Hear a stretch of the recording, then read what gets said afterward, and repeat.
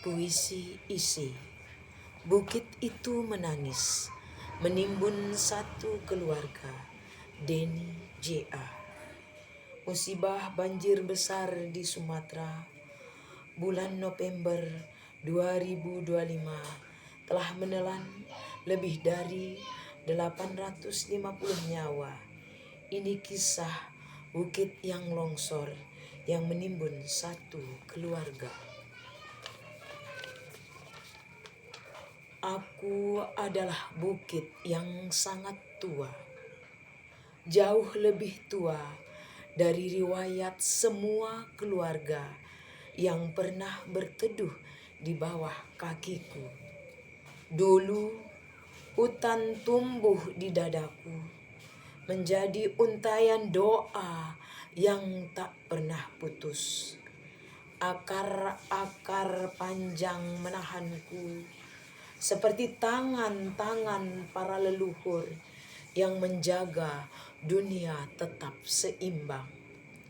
Warga desa memetik sedikit, menebang satu pohon, lalu dua pohon, untuk kayu dapur, untuk membangun rumah kecil, untuk menghangatkan malam mereka.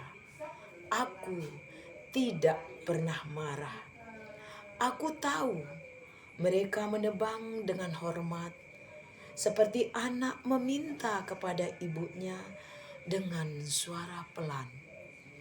Mereka memotong, tapi juga menanam. Mereka mengambil, tetapi juga merawat. Aku tetap merasa dicintai. Tapi mereka berbeda. Gergaji tak lagi diayunkan oleh tangan desa. Mesin-mesin besar datang entah dari mana. Suara logamnya dingin tanpa nurani. Perusahaan-perusahaan itu naik ke punggungku, menjadi pasukan yang lapar, menggunduli rambut hijauku, menelanjangiku sampai ke tulang. Setiap pohon yang tumbang menjadi angka dalam laporan laba, menjadi jembatan menuju ranking mereka, bukan menuju kehidupan. Akar-akar penjagaku dicabut, bukan oleh orang yang merawatku, melainkan oleh mereka yang bahkan tak tahu nama desaku. Para pekerja berseragam mengiris tubuhku seperti mengiris kue ulang tahun. Namun tak ada doa, tak ada permisi, tak ada terima kasih. Mereka datang untuk menumpuk uang, bukan untuk menumbuhkan hutan. Dan ketika setengah tubuhku botak dan kerontang, mereka pergi, meninggalkan aku berdiri sendirian di hadapan badai yang semakin ganas. Pada malam itu, hujan turun dengan deras yang mengguncang langit. Ia mengetuk luka-luka lamaku yang tak sempat sembuh. Tanahku bergeser pelan.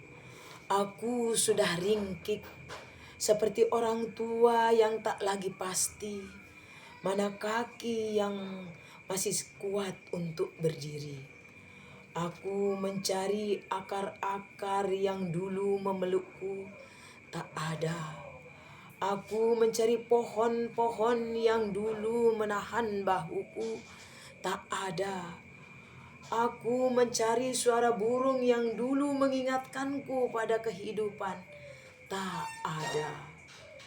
Yang tersisa hanya ruang kosong, luka industri yang baunya membuat bumi semakin gamang. Tubuhku pun menyerah, patah, runtuh, pecah, bukan karena aku ingin, tapi aku tak lagi sanggup. Di bawah tubuhku, sebuah mobil putih kecil berhenti. hanya untuk istirahat. Di dalamnya ada keluarga sedang menutup hari panjang. Dengan tawa kecil yang lembut, gadis itu sempat memungut daun berbentuk hati dari pohon terakhir yang tersisa. Aku melihatnya, aku merasakan kehangatan kecil itu seperti kenangan yang hampir punah. Aku ingin melindungi mereka seperti dulu aku melindungi desa-desa kecil yang tumbuh bersama akar hatiku. Tapi ketika tubuhku mulai bergeser, aku tak lagi punya penyangga. Tanah kehilangan kesabarannya. Gravitasi menarik air mataku dalam satu hentakan yang membuat langit tercengang. Aku menutup mereka dengan rasa bersalah yang tak terucapkan. 6 nama kembali sunyi, dan aku, bukit tua yang dahulu ramah, menjadi kuburan tanpa sengaja. Ketika aku runtuh, kampung-kampung kecil ikut hancur. Sungai meluap, membawa amarah yang lama disembunyikan. Jembatan patah karena janji yang tak pernah ditepati. Rumah-rumah terbalik menjadi hidup yang dikocok oleh tangan raksasa. Orang-orang berkata, hujan terlalu deras, tanah tak kuat, ini musibah. Tidak, ini bukan musibah, ini cermin raksasa. Bukan hanya hujan yang turun malam itu, tapi kontrak-kontrak bisnis yang dulu ditanda tangani tergesa, jatuh satu persatu dari langit sebagai batu dan batang mati. Di balik setiap meter tanah yang melorot, ada tanda tangan yang menjelma menjadi longsor. Ada stempel yang berubah menjadi arus banjir, menelan nama-nama di kartu keluarga. Kini aku terbaring, separuh hilang, separuh menjadi kubur. Namun yang paling hilang bukan lahanku, melainkan keyakinanku bahwa manusia masih mampu membedakan kebutuhan dan keserakahan. Warga desa menebangku dengan cinta, dengan hormat, dengan seimbang. Aku sanggup sembuh. Tapi perusahaan menebangku dengan ambisi, dengan ketamakan, dengan gelap mata. Aku tak pernah bisa pulih.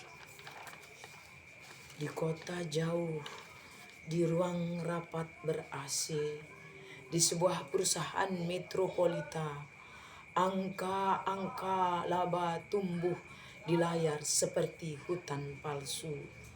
Grafik keuangan naik, itu sesungguhnya peta jenazah.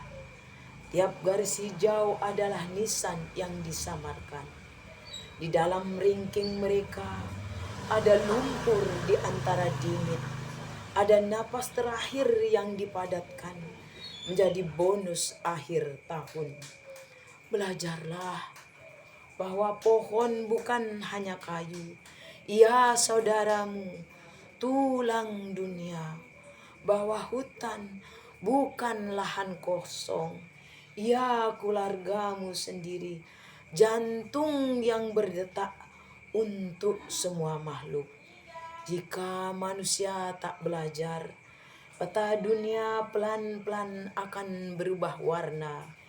Hijau menjadi daftar duka, coklat menjadi arsip jenazah yang tak sempat dimakamkan.